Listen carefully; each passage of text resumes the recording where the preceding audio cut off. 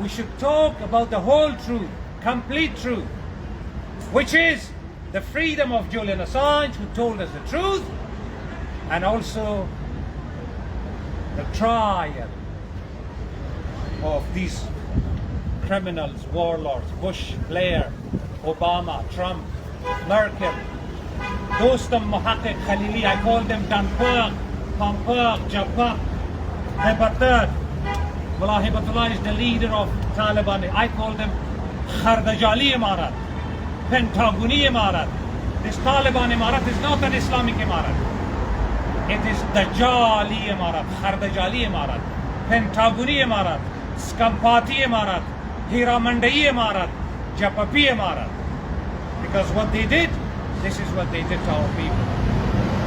And they are the slaves of Pentagon. That's what I call it, Pentaguni Imarat. And I want justice for them, for these kids, and justice for him.